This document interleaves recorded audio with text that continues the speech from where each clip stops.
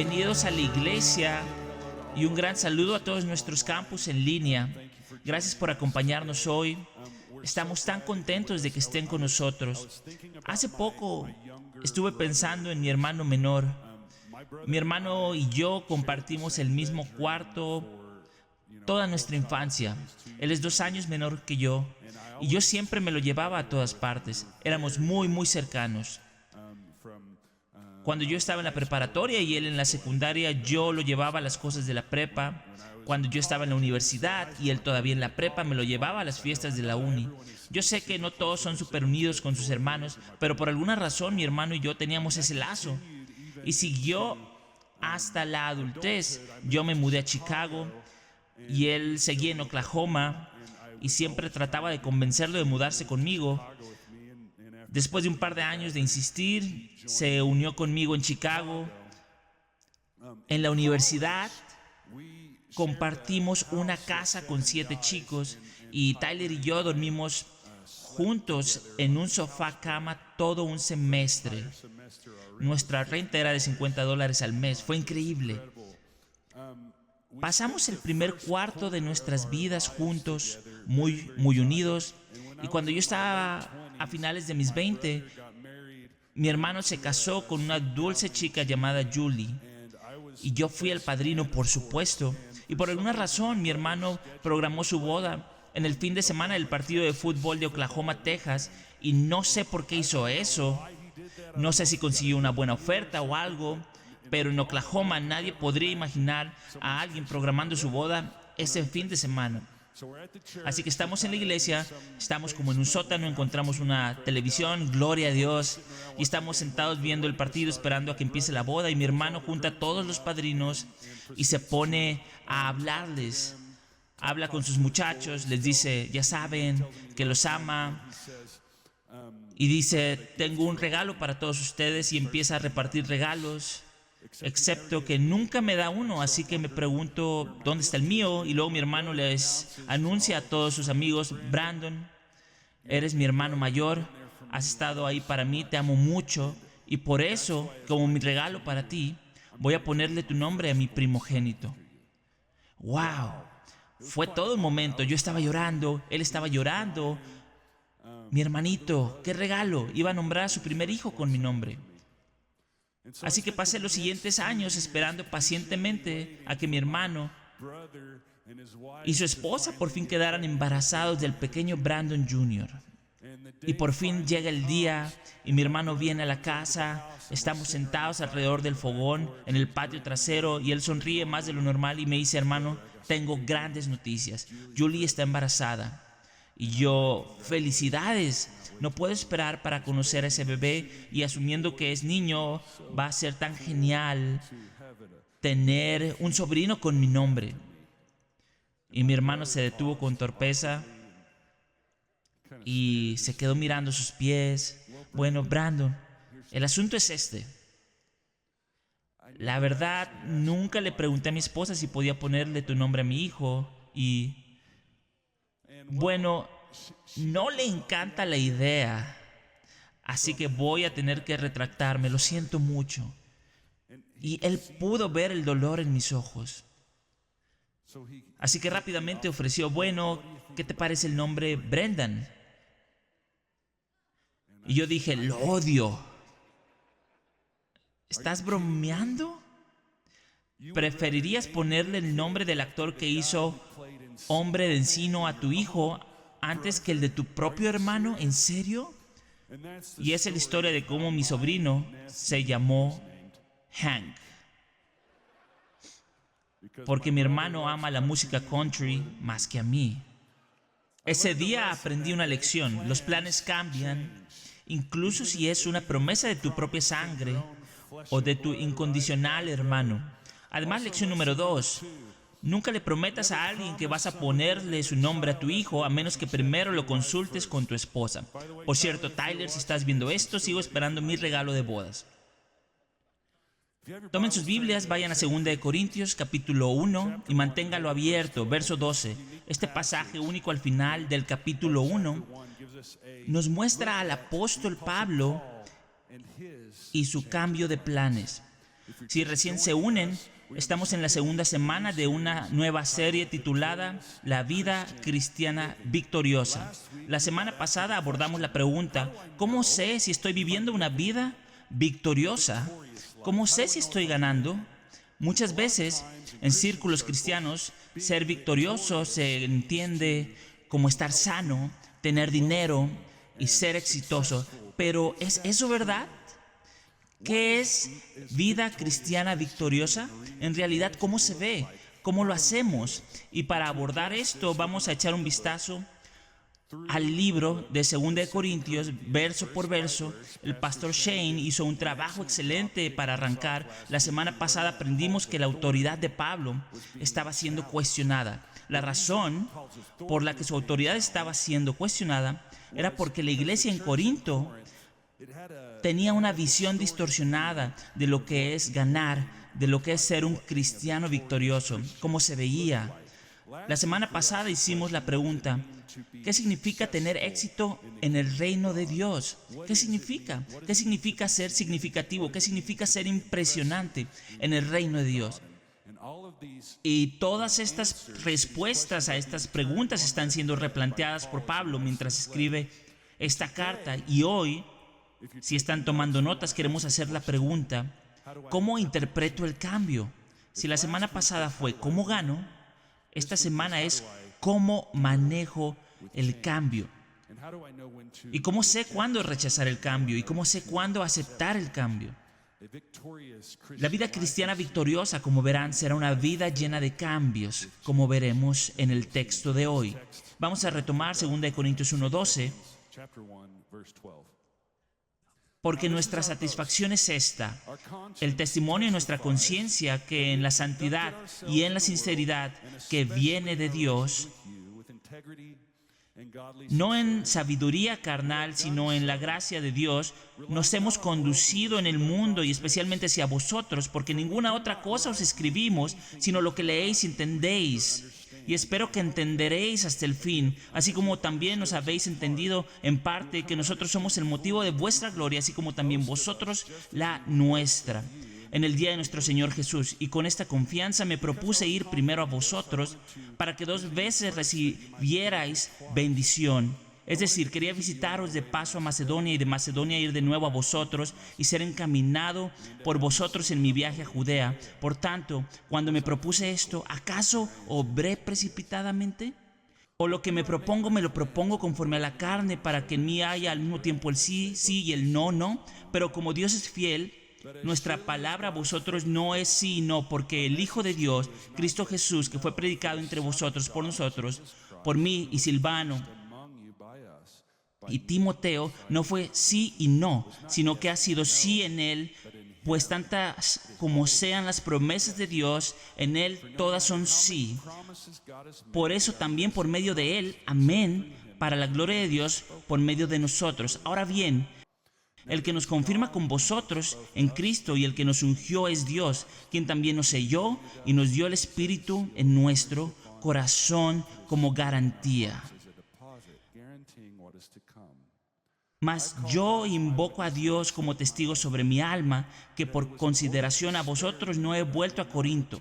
No es que queramos tener control de vuestra fe, sino que somos colaboradores con vosotros para vuestro gozo, porque en la fe permanecéis firmes. Esta es la palabra del Señor.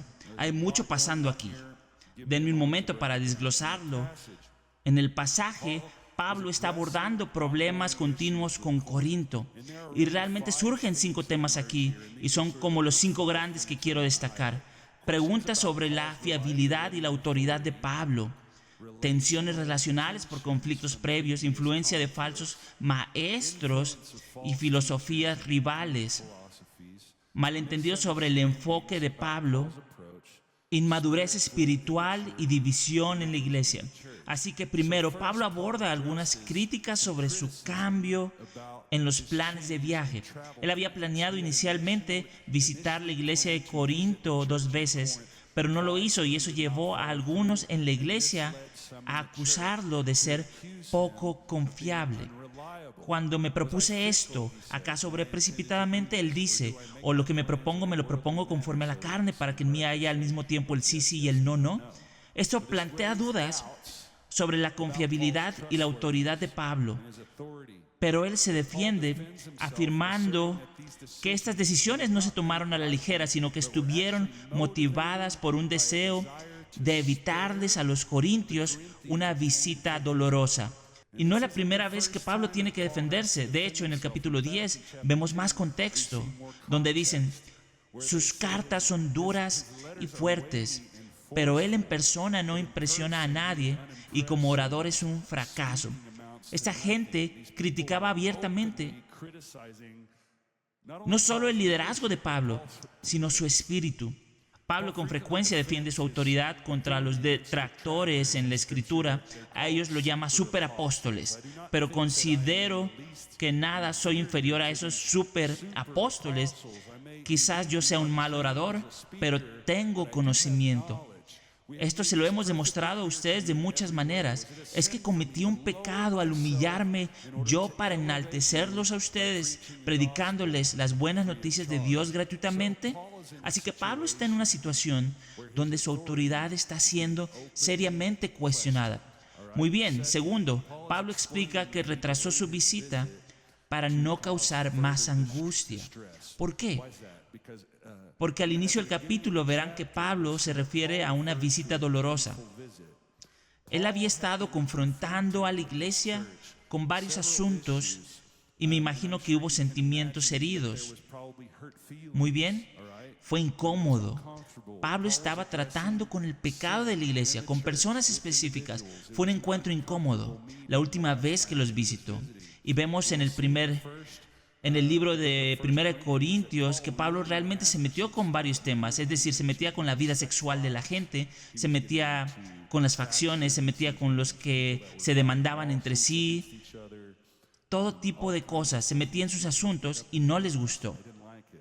Estas correcciones causaron resentimiento. La iglesia sintió esa reprensión de Pablo, eso tensó las cosas y la gente empezó a hablar y había escepticismo acerca del liderazgo de Pablo. Tercero, Corinto era una ciudad cosmopolita. Muy bien, muchas veces no pensamos así de los pueblos bíblicos, pero esta era una ciudad con entornos culturales y filosóficos diversos. Había retórica griega, tradición judía y prácticas paganas, todo mezclado. Entonces, ¿qué estaba pasando en la iglesia de Corinto? Que algunos miembros de la iglesia estaban siendo muy influenciados por esa cultura y empezaron a valorar a oradores pulidos y líderes carismáticos por encima de la simple predicación del evangelio. Pero Pablo no encarnaba en persona el estilo local de esa época. En persona no impresiona a nadie y como orador es un fracaso, decían. Surgieron falsos maestros que apelaban a esas preferencias culturales y eso llevó a algunos en la iglesia a empezar a cuestionar la simple predicación del evangelio de Pablo. Y me hace pausar cuando considero la interminable oferta de contenidos de enseñanza que tenemos hoy. Por ejemplo, hoy existen más de 4,000 podcasts cristianos que comprenden un estimado de 750,000 episodios religiosos.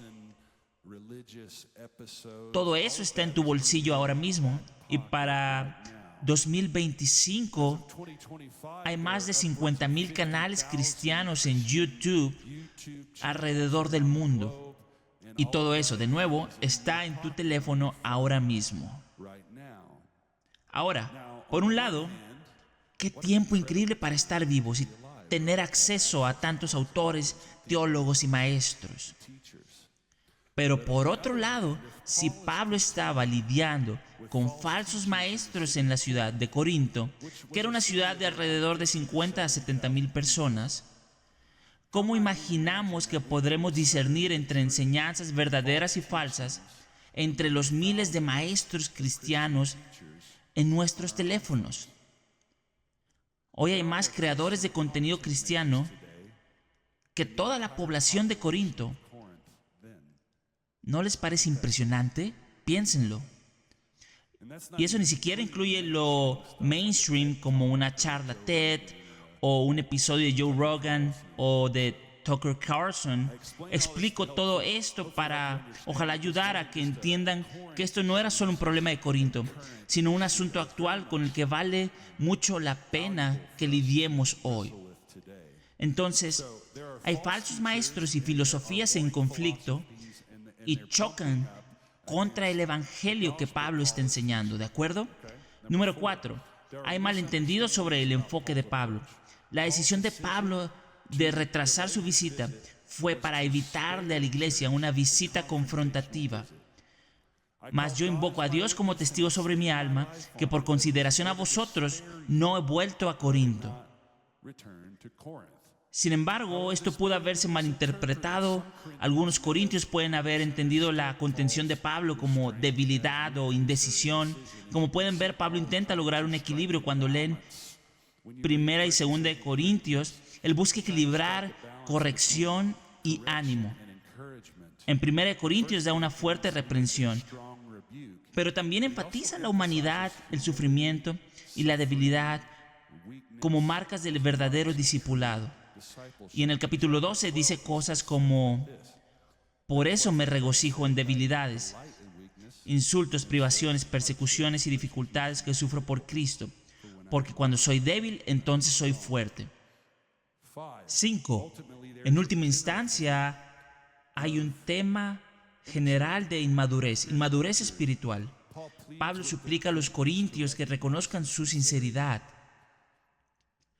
¿Por qué fueron tan rápidos para cuestionar los motivos de Pablo? ¿Por qué se alineaban tan fácilmente con... ¿Por qué se alineaban tan fácilmente no con Pablo, sino con esos falsos maestros? Todo esto revela falta de discernimiento y de unidad, lo cual fomentó división y obstaculizó su capacidad de confiar en su líder. No confiaban en su líder.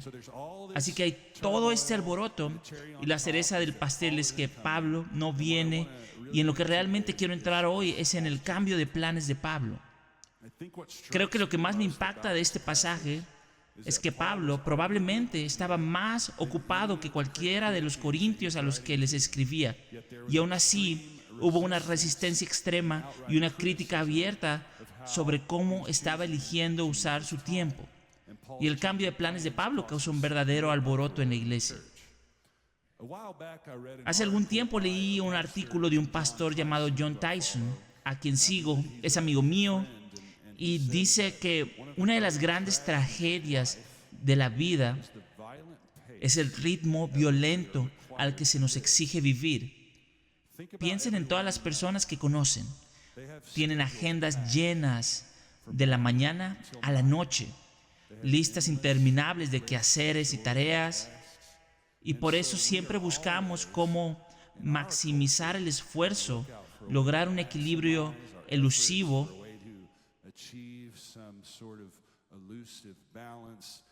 y rara vez funciona. Lo que en realidad hace esto, y es algo en lo que quiero que pensemos hoy, es que puede crear una sensación de autoimportancia con respecto a nuestro tiempo. Nuestro tiempo se vuelve como una posesión especial. Nos volvemos tacaños con él. Solo quienes consideramos dignos pueden tener acceso a nuestro tiempo, y bloqueamos a quienes vemos como una pérdida de tiempo. Y dejamos entrar a los que, según creemos, pueden añadir valor a nuestro tiempo. Ahora, esto suena terrible cuando lo digo así, pero ustedes hacen esto. Todos lo hacemos. Y no solo vivir así nos cansa muchísimo, sino que distorsiona nuestra visión espiritual. No podemos ver claramente cuando vivimos así. El tiempo se vuelve un recurso limitado que debemos acaparar. Hay un psicólogo llamado Dr. Keltner, es profesor de Berkeley e hizo un gran estudio sobre la relación entre empatía y poder. Y esto fue muy interesante. La empatía y la generosidad son cualidades que los líderes jóvenes despliegan naturalmente cuando comienzan su ascenso, sea corporativo o en cualquier sector político, gubernamental, empresarial. Sin embargo, cuando ese joven líder gana poder, esas cualidades de empatía y generosidad empiezan a desvanecerse a medida que logra más y más poder. Nuestro sentido de autoimportancia nos infla y pensamos inconscientemente que nosotros y nuestro tiempo valen más que los demás. De hecho, clasificamos a las personas y les damos acceso según cuán valiosas nos resulten en relación con nuestro tiempo. Otra vez, todos hacemos esto. Pero ¿qué tan diferente fue el ministerio de Jesús? Tyson lo dice así: Jesús tenía más responsabilidad que tú o yo jamás tendremos. Fue literalmente el Salvador del mundo. Sin embargo, Jesús era un hombre interrumpible. La gran tragedia de nuestro tiempo no es que no seamos lo suficientemente piadosos para ser discípulos de Jesús. Simplemente estamos demasiado ocupados. Marshall Aphart lo dice así: si hubieras dormido en la misma casa o campo con Jesús, te hubieras despertado con Él, hubieras comido con Él y lo hubieras ayudado, ¿qué habrías observado? Algo que siempre recordamos es que Jesús se entregó casi por completo a lo que consideraríamos interrupciones. La mayoría de las enseñanzas, sanaciones y maravillas que vemos en su vida fueron receptivas, aparentemente imprevistas. Confiaba en que lo que el Padre permitía que se cruzara en su camino provenía precisamente de Él. Jesús siempre parecía dispuesto a que las cosas se complicaran. Al revisar el ministerio de Jesús, parece que casi el 50% de sus milagros fueron interrupciones. Miren esto: el paralítico bajado por el techo fue una interrupción. La sanidad de la hija de Jairo fue interrumpida por una mujer impura. La del flujo de sangre fue sanada, y por cierto, eso fue una interrupción de una interrupción. ¿Recuerdan a los niños traídos a Jesús? Eso fue una interrupción. Saqueo en el árbol, interrupción. Los leprosos sanados, una interrupción. La mujer pecadora a los pies de Jesús en casa del fariseo fue una interrupción. Si Jesús aplicara nuestras maneras comunes de pensar a su ministerio, muchos de esos momentos clásicos que atesoramos de la Escritura no habrían pasado. Jesús nunca habría bendecido a los niños. Jesús no habría conocido a la mujer junto al pozo. Jesús no habría sanado al paralítico. No sé ustedes, pero yo estoy agradecido de que Jesús fuera un hombre que se dejaba interrumpir, ¿verdad? El reino de Dios, por naturaleza, es una vida llena de planes herméticos y cambiantes. Iglesia, estamos tan programados, planificados y productivos que ya no tenemos tiempo para interrupciones divinas. Muchas veces oímos un testimonio muy especial y pensamos: ojalá Dios me usara así. O quizá hemos luchado con un pecado o una adicción y entonces suponemos que Dios no puede usarnos. Pero muchas veces nos perdemos momentos del reino simplemente porque no queremos cambiar nuestros planes. En Lucas 14, por ejemplo, no voy a entrar en detalle, es la historia del gran banquete. La gente que se lo perdió no se lo perdió por ser pecadora. Se lo perdió porque estaba lidiando con cosas normales. Tierra nueva, matrimonio nuevo, ganado. Lo cual nos lleva a preguntar: ¿qué momentos del reino me estoy perdiendo porque no hay espacio en mi vida para un cambio de planes? Bonhoeffer lo dice así: debemos estar dispuestos a dejarnos interrumpir por Dios, quien frustrará nuestros planes y nuestros caminos una y otra vez, incluso a diario, interponiendo a personas en nuestro camino con sus demandas y peticiones. Podemos entonces pasarlos por alto, ocupados en nuestras importantes tareas cotidianas, tal como el sacerdote. Quizás leyendo la Biblia, pasó junto al hombre que había caído en manos de ladrones. Al hacerlo, pasamos por alto la señal visible de la cruz que se alza en nuestras vidas para mostrarnos que el camino de Dios y no el nuestro es lo que cuenta. Yo quiero ser un hombre interrumpible. Sí, la vida cristiana victoriosa requiere que yo vea el tiempo no como una posesión que es solo mía, sino como un recurso dado por Dios destinado a ser invertido a medida que Dios coloca momentos del reino en mi camino.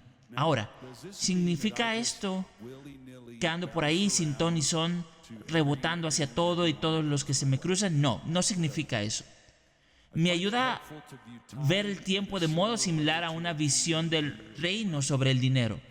Sabemos que si vivimos con el 100% de nuestros ingresos, limitamos severamente lo que Dios puede hacer por medio de nosotros para la iglesia y para los necesitados. Muchos saben que enseñamos el diezmo bíblico. Dios manda dar una décima parte de nuestros ingresos y, en mi opinión, cualquier cosa por debajo de una décima de nuestros ingresos es robar de Dios.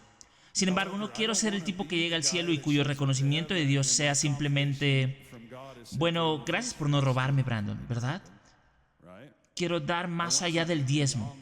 Y sí, tengo cuentas como todos ustedes. Ángela y yo tenemos 5 adolescentes, varios conductores adolescentes. El seguro está de locos. Cada vez que añades a un conductor adolescente, me está matando.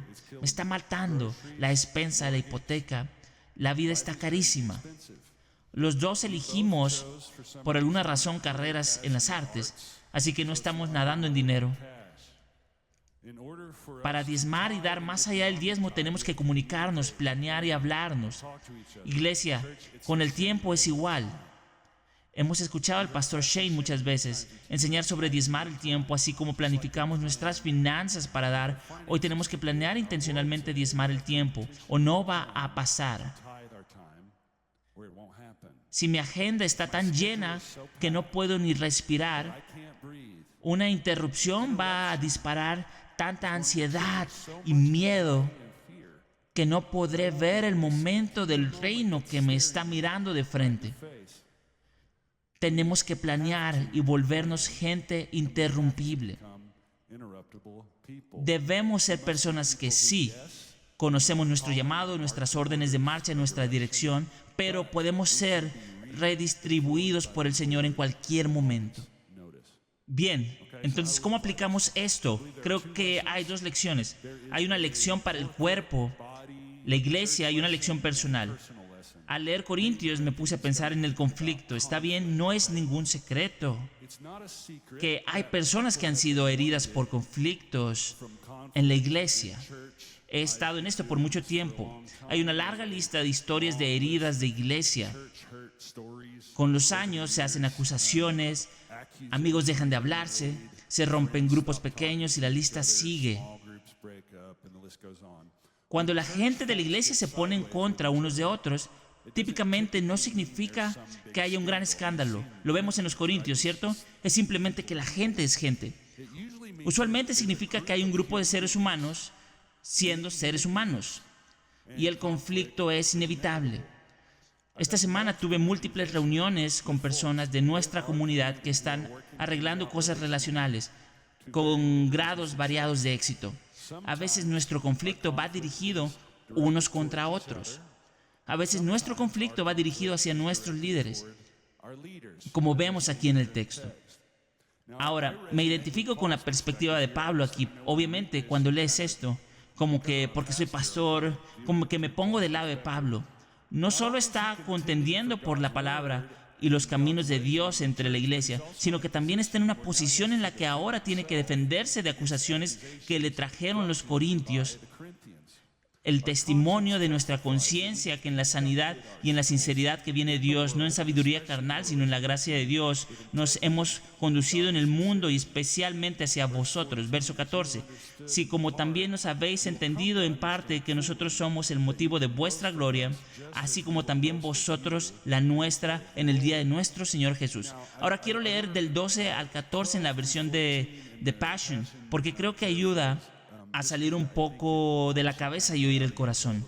Dice así: nos regocijamos al decir con completa honestidad y una conciencia limpia que Dios nos ha dado poder para conducirnos de una manera santa y sin ninguna agenda oculta. La maravillosa gracia de Dios nos capacita para ministrar a todos con motivos puros, no con la astuta sabiduría del mundo. Esto es especialmente cierto en todo nuestro trato con ustedes. Les escribimos con palabras que pueden ser claramente entendidas y no hay necesidad de que lean entre líneas para intentar captar completamente y con precisión lo que hay en nuestro corazón. Sabemos que ya nos han entendido en cierta medida y que finalmente llegarán a comprendernos plenamente. Entonces ustedes podrán sentirse orgullosos de nosotros, así como nosotros de ustedes, en el día de nuestro Señor Jesús. Esa última línea es oro. Ustedes podrán sentirse orgullosos de nosotros, así como nosotros de ustedes. Lo que Pablo está diciendo es, un día todos veremos con claridad que estas pequeñas rencillas en nuestro drama de iglesia fueron mucho error humano y malentendidos, ¿verdad? Van a estar en el cielo con alguien con quien estuvieron en un grupo pequeño y algo se puso raro y van a decir, ¿puedes creer eso? Entonces, ¿qué tal si empezamos a darnos un poquito de gracia desde ya? ¿Qué tal? Y solo para dar contexto, esto es lo que Pablo dice antes de avisarles a todos su cambio de planes, porque sabe que todos se van a alterar. Digo, ¿cuántas veces, piensen esto, cuántas veces en nuestra iglesia joven, en diciembre cumpliremos 5 años, cuántas veces en nuestra iglesia joven, para aquellos de ustedes que eran gente de los días de Suetomato, cuántas veces la gente se ha asustado cuando llegó algún cambio nuevo, cuando Dios nos llamó a ser una iglesia multisede?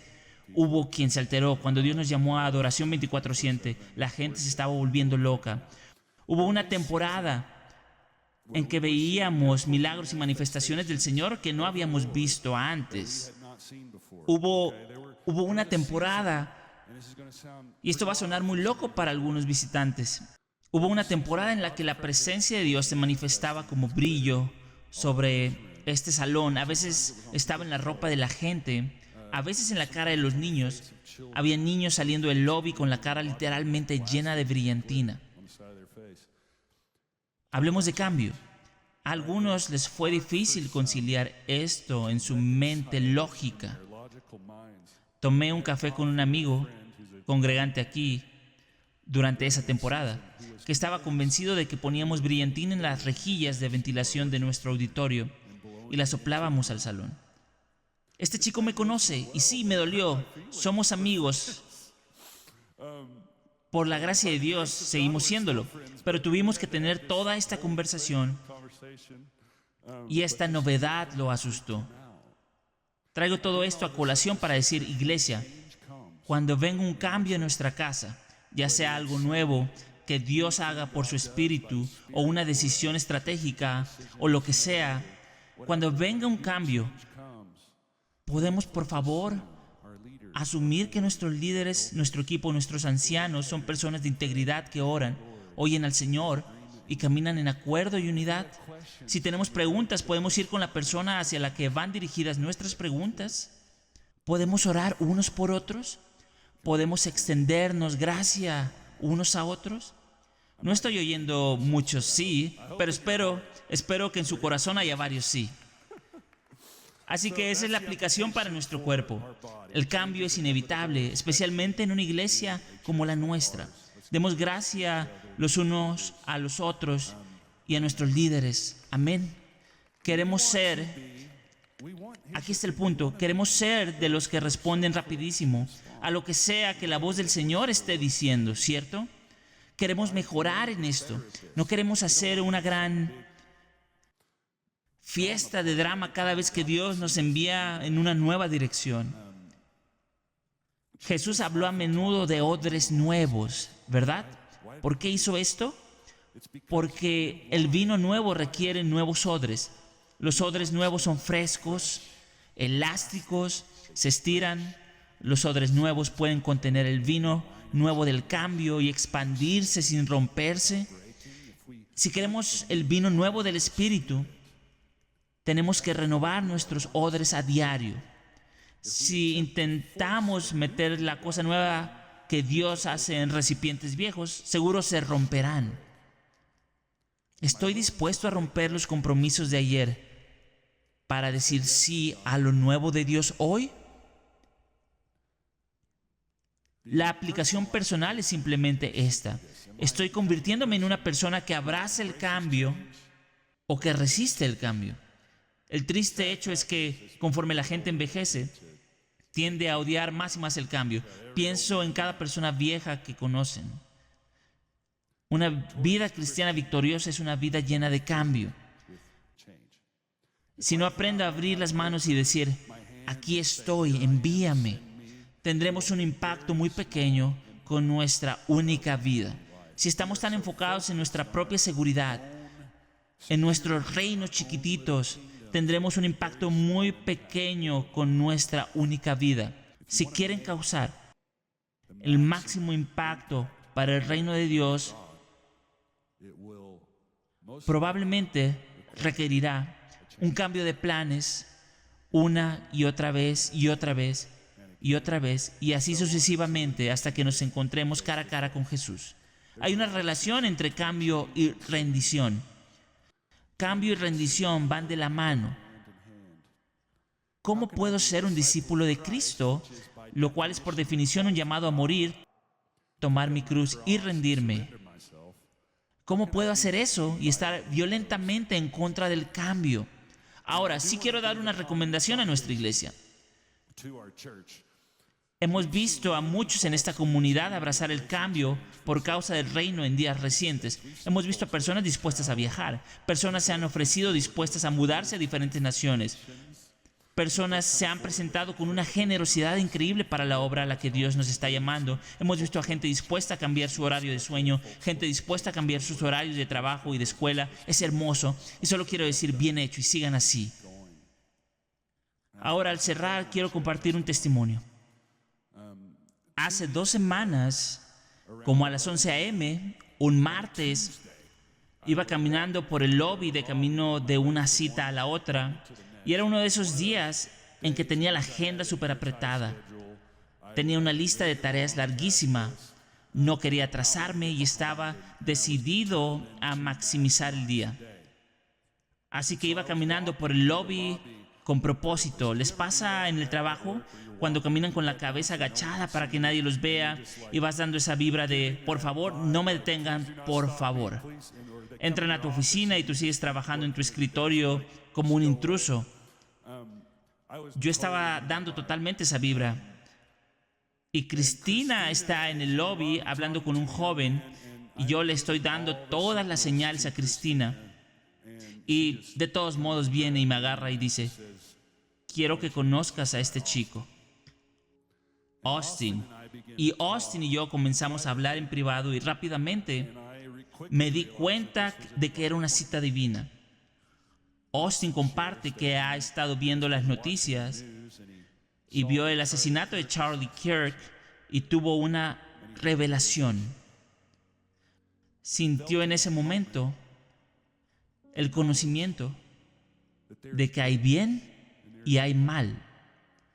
Y dijo, he estado en el lado del mal y yo necesito averiguar cómo estar del lado del bien. ¿Puedes ayudarme? Y Austin comienza a contarme su historia de vida. En su adolescencia tardía, sintió el impulso de explorar el satanismo. Así que buscó en Google, de hecho buscó en Google cómo hacerse satanista en internet y siguió las instrucciones. Las instrucciones decían encontrar un cruce de caminos fuera de la ciudad.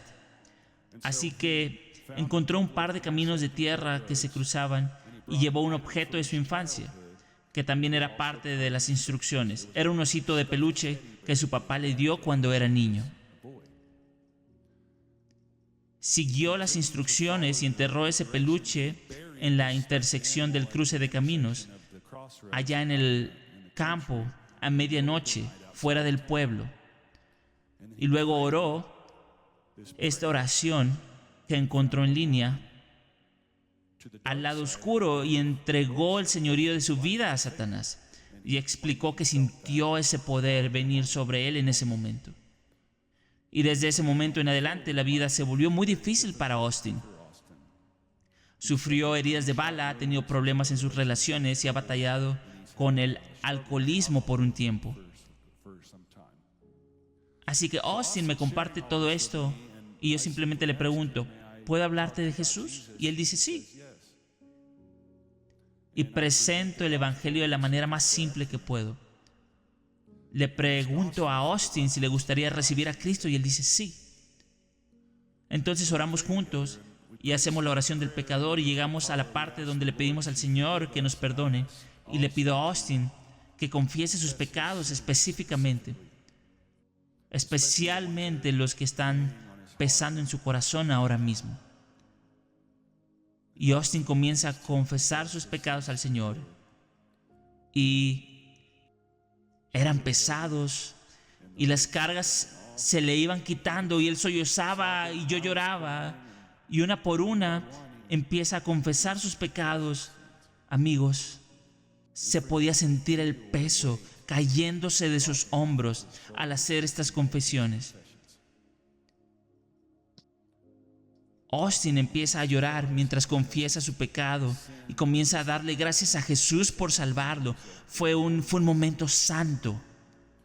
Para hacer la historia corta, después de eso, pasamos un tiempo en oración de liberación, rompiendo las ataduras del satanismo. Dios lo liberó de eso también, gracias Señor. Y luego le pregunté, ¿cuánto tiempo llevas sobrio? Y él dice, como 8 horas. Le dije, ¿tienes alcohol en tu casa? Él dice, sí. Bueno, digo, pues vamos por eso. Así que literalmente voy a su casa con él. Entro a su cocina, agarro todas las botellas en su cocina y las traemos de vuelta aquí a la iglesia y las tiramos. Austin fue salvado de manera radical. Gracias, Señor. Gracias, Señor. Él está en el camino de la recuperación y aquellos de ustedes que alguna vez... Yo sé que hay muchos en este salón que han luchado con adicciones de distintos tipos y saben que es un proceso. Así que necesitamos estar orando por Austin para que pueda seguir caminando en libertad. Tiene muchas cosas de su situación de vida que está en medio de resolver ahora mismo. Así que necesitamos orar por nuestro hermano. Se está conectando con nuestra comunidad. Y lo van a conocer porque se va a bautizar hoy.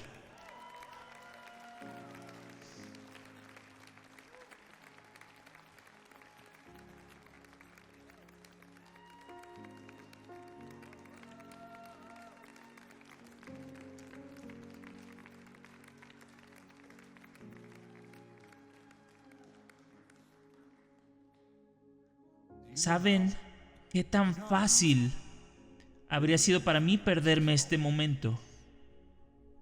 Hoy me estoy predicando a mí mismo. Soy un acaparador del tiempo. Soy un protector de mi agenda. El tiempo fácilmente puede convertirse en un problema a nivel de ídolo para mí. Pero de alguna manera, por la gracia de Dios, ese día tenía los ojos en alto y el corazón en su lugar. Me pregunto cuántos días no los he tenido. Me pregunto cuántos días ustedes no los han tenido. Me pregunto cuántos momentos me he perdido porque tenía cosas que hacer. ¿Podemos comprometernos de nuevo hoy? Podemos comprometernos de nuevo hoy a ser de los que abrazan con gozo un cambio de planes cuando Dios pone momentos del reino en nuestro camino. Amén. Oran conmigo, iglesia, y pastores de campus en todos nuestros campus. Por favor, pasen ahora y tomen las riendas de sus respectivos campus.